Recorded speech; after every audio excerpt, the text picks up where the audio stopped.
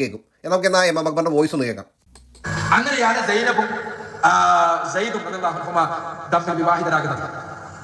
ആ വിവാഹം നടന്ന് കുറെ കാലം കഴിഞ്ഞതിന് ശേഷം മുഹമ്മദ് നബി അവരുടെ വീട്ടിലേക്ക് പോയപ്പോൾ അവരുടെ തുണി പൊങ്ങിയത് കാണുകയും അങ്ങനെ അവരുടെ സൗന്ദര്യത്തെ കണ്ട് സൗന്ദര്യത്തിൽ ആകൃഷ്ടനായി മുഹമ്മദ് നബി സല്ലല്ലാഹു അലൈഹി വസല്ലം സയ്യിദിനോട് വിവാഹമോചനം ചെയ്യാൻ പറയുകയും അങ്ങനെ ആ വിവാഹമോചനം ചെയ്തതിന് ശേഷം മുഹമ്മദ് നബി സ്വീകരിക്കുകയും ചെയ്തു.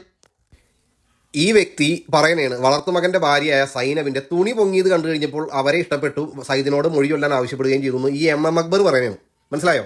ഇത് ഖുറാനിലായിട്ടുണ്ട്. സൂറ അൽ-അഹ്സാബിന്റെ 33-37 മനസ്സിലായോ? 33-37 വായിച്ചു കഴിഞ്ഞിട്ടുണ്ടെങ്കിൽ ഈ സൈനബ് വളർത്തുമകന്റെ ഭാര്യയായ എന്ന് വെച്ചാൽ സ്വന്തം മകളായ സ്ഥാനത്തുള്ള ഈ സൈനബിന്റെ ഉടുതുണി പൊങ്ങിയത് കണ്ടിട്ട് ആ പെണ്ണിനെ മൊഴി ചൊല്ലി കല്യാണം കഴിച്ച ഈ വൃത്തികെട്ട പ്രവാചകനെ പൊക്കി അടിച്ചിരുന്ന് ന്യായീകരിക്കാനായിട്ട് ഈ വൃത്തികെട്ട എം എം അക്ബറിന് എന്തെങ്കിലും ഉളുപ്പുണ്ടോ?